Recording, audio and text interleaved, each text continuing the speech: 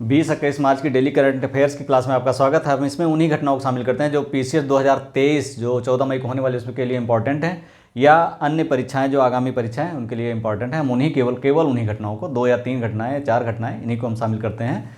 तो आज की जो 20 मार्च की सबसे महत्वपूर्ण घटना है कि 20 मार्च को विश्व गौरैया दिवस मनाया जाता है। ये कई बार एग्जाम में पूछा जा चुका है। छोटी सी चिड़िया है और विलुप्ति के कगार पे है, कम दिखाई पड़ती है। पहले जहाँ झुंड में दिखती थी अब कम दिखती है। तो 20 मार्च विश्व गौरैया दिवस, इसमें तमाम सारे संगठन घोंसला मारते हैं कि घरों पर घोंसला अक्सर दिख जाती हैं, लेकिन यह है कि विलुप्ति के कगार पर होने के कारण विश्व ने इसको संज्ञान में लिया और विश्व गौरैया दिवस 20 मार्च को मनाया जाता है। और 21 मार्च की जो घटना है, 21 मार्च अंतर्राष्ट्रीय वन दिवस के रूप में मनाया जाता है। ये दो डेट्स आप याद रखिए, दोनों एग्जाम में आए भी हैं और भविष्य में आते भी रहेंगे। पहली घटना के रूप में जो 21 मार्च को घोषित हुआ है, 20 मार्च को विश्व प्रसन्नता सूचकांक, ये इस बार का जो विश्व प्रसन्नता सूचकांक है, इसमें भारत की जो रैंकिंग है 136 है। भारत की रैंकिंग 136 है, बार बार पूछी जाती है, देख लीजिए भारत की रैंकिंग कितनी है, 136 है। जो पहली रैंकिंग है वो है, यहाँ रैंक और देश लिखा हो, पहली रैंकिंग किसकी है, फिनलैंड की है। दूसरी रैंकिंग है डेनमार्क की है और तीसरी रैंकिंग आइसलैंड की। ये 6वीं बार पहली रैंक है इसकी, 6वीं बार पहली रैंक है इसकी फिनलैंड की। चीन की यहाँ हम रैंक पहले बता दे रहे हैं, फिर इस पर थोड़ा डिस्कशन करते हैं। चीन की रैंकिंग है 82, नेपाल की 85, बांग्लादेश की 99, श्रीलंका की 126 और पाकिस्तान की 103 या 103। अब आप कंपैरिजन करिए थोड़ा सा। विश्व जो रैंकिंग है, विश्व प्रसन्नता सूचकांक की जो रैंकिंग है, इसमें भारत का स्थान कितना है, 136 है। ये पूछा जाना है एग्जाम में। पहली रैंक वाला फिनलैंड है, फिनलैंड। दूसरी रैंक डेनमार्क और तीसरी रैंक आइसलैंड। इनकी जनसंख्या देखिए, फिनलैंड की 55 लाख, डेनमार्क की 58.6 लाख और आइसलैंड की 3.73 लाख। अब इस जनसंख्या को, यानी 55 लाख आपके मुंबई और दिल्ली की जनसंख्या से भी कम है। इसमें पूरा देश बसा हुआ है। तो इनको खुश करना कितना आसान है, इतनी कम जनसंख्या को खुश करना। के तो यहाँ खुशहाली तो रहेगी। यही हाल डेनमार्क का भी है और यही हाल फिनलैंड में 3.73 लाख, यानी आपके बहुत छोटे शहर की जनसंख्या से भी इसकी जनसंख्या कम है। ये पूरा देश है। तो अब देखते हैं भारत के पड़ोसी देशों को। जैसे भारत की 136 है लेकिन चीन की 82 है। यहाँ पर हम जानते हैं उइगुर मुसलमानों को धार्मिक स्वतंत्रता नहीं प्राप्त है। उनका लगातार उत्पीड़न होता रहता है। उन्हें अक्सर से चर्चा में आती ही रहती है, जबकि चीन इस तरह की घटनाएं या इस तरह की जो न्यूज़ होती है वो दबा देता है, अंतर्राष्ट्रीय मीडिया में जाने ही नहीं देता है। इसी तरह से यहाँ पर धार्मिक स्वतंत्रता नहीं है, धार्मिक और आर्थिक स्वतंत्रता कम है। उसके बाद भी इसकी रैंक कितनी है, 82। दूसरा देश देखते हैं नेपाल हम जानते हैं पूरी तरह से भारत पे आश्रित है। अगर बंदरगाह यूज करना है तो भारत, इसके कितने नागरिक भारत में नौकरियां करते हैं, इनको भारतीय परीक्षाओं में बैठने की अनुमति है, भारतीय सेना में जाने की अनुमति है, भारतीय बंदरगाहों का यूज करने की पूरी आधे से ज़्यादा अर्थव्यवस्था भारत से जुड़ी है, क्योंकि भारत के साथ इसकी सीमाएं खुली हैं। चीन इस समय हस्तक्षेप कर रहा है, लेकिन चीन के साथ तभी भी इसका आवागमन दुर्गम है। तो उसके बाद भी इसकी रैंकिंग कितनी है, 85। अब आते हैं बांग्लादेश पे। बांग्लादेश की 99 रैंकिंग है। अब 99 रैंकिंग है। अभी हम जानते हैं रोहिंग्या मुसलमानों की समस्या यहाँ पर थी, रोहिंग्या मुसलमानों की समस्या थी। दूसरी, यहाँ से घुसपैठी है भारत में, यानी यहाँ पर इनके पास इतना खाना नहीं है या इतनी जगह नहीं है कि ये अपने लोगों को शरण दे सकें, इसलिए घुसपैठिए। भारत में किस स्टेट में नहीं है, किस ज़िले में नहीं है, ये बताइए। बांग्लादेश के घुसपैठिए पूरे देश में हर ज़िले में मिल जाएंगे। आप अगर ढूंढिए तो हर ज़िले में मिल जाएंगे। तो ये इनकी रैंकिंग 99 है और भारत की रैंकिंग 136 है। अब आगे आते हैं श्रीलंका पर। अभी हम जानते हैं कि बेल आउट पैकेज इंडिया ने दिया है इनको, श्रीलंका को, ये दिवालिया के कगार पर थे। अब स्थिति धीरे धीरे सुधर रही है, इनको बेल आउट पैकेज दिया है इंडिया ने, जो हालत थी यहाँ पर उसको वर्णन करना मुश्किल है।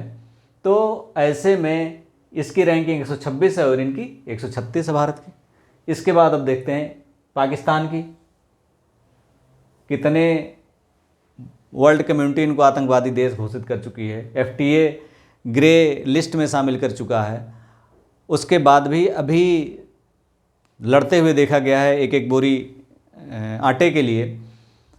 महंगाई इतनी चरम पर है कि वहाँ की जनसंख्या त्रस्त है, लगातार न्यूज़ में खबरें आती रहती हैं। उसके बाद भी इसकी रैंकिंग 103 है और भारत की 136। अब हम अनुमान लगा सकते हैं कितनी विश्वसनीयता है इस विश्व खुशहाली रैंकिंग की। आपकी परीक्षा में आता है अलग बात है, लेकिन इसकी जो रैंकिंग की जो विश्वसनीयता है, ये इस पर जो है प्रश्न चिन्ह तो उठता ही उठता है, इससे मुंह नहीं मोड़ा जा सकता है। हम किसी वैश्विक कम्युनिटी के सर्वे को आंख मूंद करके एक्सेप्ट नहीं कर सकते हैं, क्योंकि ये आंकड़े बताते हैं कि यहाँ कुछ न कुछ झोल तो ज़रूर है। क्या झोल है ये तो आंकड़े या सर्वे के बाद ही क्या क्या डाटा आता है, और एक व्यापक सर्वे या व्यापक रूप से इस संस्था की जो नीति है या संस्था की जो नियति है, उस नियत को पहचानने के बाद ही पता चलेगी। लेकिन ये झोल यहाँ पर सीधा सीधा दिखाई देता है। अगर हमें दिख रहा है तो विशेषज्ञों को तो दिखेगा ही दिखेगा। बाकी आप लोग समझदार खुद हैं। भारत की रैंकिंग 136 है, ये बार बार पूछा जाता, पहली रैंकिंग बार बार पूछी जाती फिनलैंड की है। भारत से इनकी जो पड़ोसी देश है इनकी भी रैंकिंग पूछ ली जाती है, तो इसको आप देख सकते हैं यहाँ पर। अगली जो न्यूज़ है इसमें वो है 21 मार्च अंतर्राष्ट्रीय वन दिवस के रूप में मनाया जाता है। 21 मार्च मतलब आज, 21 मार्च अंतर्राष्ट्रीय वन दिवस। संयुक्त राष्ट्र संघ ने एक रिपोर्ट जारी की है, the state of world forest report. The state of world forest report 2022 जारी की है। इसकी थीम है जंगल और स्वास्थ्य। इसकी जो थीम है स्टेट ऑफ, संयुक्त राष्ट्र संघ ने जारी की है, संयुक्त राष्ट्र संघ ने जारी की है, और इसकी जो थीम है वो क्या है, जंगल और स्वास्थ्य। जंगल और स्वास्थ्य, ठीक, इसकी थीम है। इस रिपोर्ट के अनुसार प्रति वर्ष 1 करोड़ हेक्टेयर जंगल लुप्त हो रहा है। पहली है 1 करोड़ हेक्टेयर जंगल लुप्त हो रहा है, जंगल खत्म हो रहा है, ठीक। दूसरी जो इसकी रिपोर्ट है, इसके अनुसार जो बीमारियां हैं, बीमारियां मतलब जो संक्रामक बीमारियां, जो 250 संक्रामक बीमारियों में से 15% जो है जंगल के कटने से होते हैं, बढ़ रही हैं जंगल के कटने से। 30% नई बीमारियों का कारण जंगल कटना है। 30% नई बीमारियों का कारण जंगल का कटना है। इसके अलावा 1.6 अरब लोग इसी जंगल पे आश्रित हैं। अरब लोग जंगल पर आश्रित हैं, ठीक। यानी 1 करोड़ हेक्टेयर प्रतिवर्ष जंगल खत्म हो रहा है, और इसके वजह से जो 250 करीब नई संक्रामक बीमारियां, उसमें 15% जंगल की वजह से हो रहे हैं, जंगल जो कट रहे हैं। 30% नई बीमारियां जो आ रही हैं उसमें, उसके लिए जंगल की कमी जिम्मेदार है, और 1.6 अरब लोग जंगल की, उनके अपनी आजीविका के लिए जंगल पे आश्रित हैं।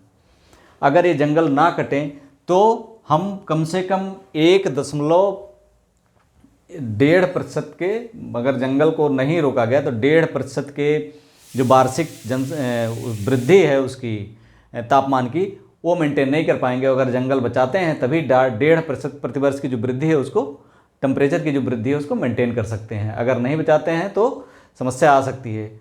गरीबी दूर करने में, जंगल अगर है तो जो गरीबी, हमने बताया कि 1.6 अरब लोग अपनी आजीविका के लिए जंगल पे आश्रित हैं। अगर गरीबी दूर करना है तो इस पर निर्भर या इसको बचाना ज़रूरी है।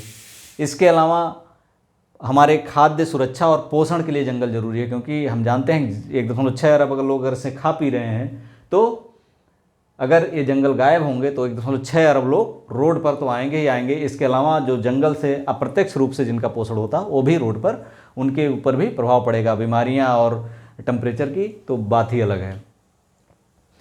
इस तरह से जैव विविधता, अगर जैव विविधता बचानी है, अगर जैव विविधता नहीं है तो आदमी नहीं है, इंसान नहीं है, जानवर नहीं है, पशु पक्षी नहीं है, विलुप्ति के कगार पर सैकड़ों जीव पड़े हुए हैं, तो वो सब अगर विलुप्त हो गए तो मनुष्य का अस्तित्व भी बहुत दिन तक नहीं रह सकता है। तो इस तरह से जंगल को बचाना अति आवश्यक है। और इसके लिए विश्व जंगल रिपोर्ट, अब यहाँ पर आपको याद क्या करना है, जंगल और स्वास्थ्य, ये जो रिपोर्ट है द स्टेट और वर्ल्ड फॉरेस्ट रिपोर्ट 2022 के अनुसार संयुक्त राष्ट्र संघ ने जो जारी की है, जंगल और स्वास्थ्य, और 21 मार्च अंतर्राष्ट्रीय वन दिवस। कुछ डाटा ये आप यहाँ से याद कर सकते हैं। इसके बाद अगला है, सोमवार से फूमियो किशिदा जो वहाँ के जापान के प्रधानमंत्री हैं वो भारत की यात्रा पर हैं। भारत 20 मार्च को इनकी शिखर वार्ता हुई है, 20 मार्च को शिखर वार्ता हुई है। किसके साथ?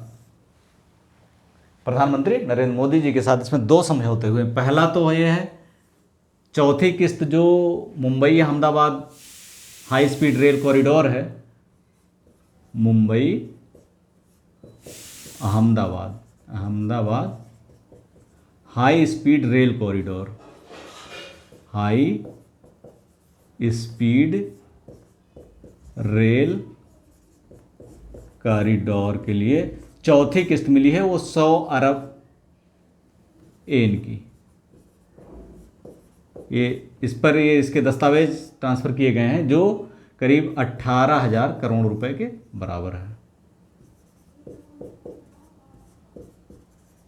और जो दूसरा समझौता हुआ है वो है जापानी भाषा सीखने के लिए। 2017 में इसका समझौता हुआ था, इसका नवीनीकरण इस समय किया गया है जापानी भाषा सीखने के लिए। दूसरा जो समझौता हुआ है जापानी भाषा सीखने के लिए। ठीक, अगला और लास्ट न्यूज है, रोहन बोपन्ना अपने जोड़ीदार मैट एबडन हैं जो ऑस्ट्रेलिया के हैं, मास्टर्स 1000 टेनिस टूर्नामेंट जीतने वाले सबसे उम्रदराज खिलाड़ी बन गए। इन्होंने 43 ईयर्स की उम्र में ये खिताब जीता है, 43 ईयर्स की उम्र में।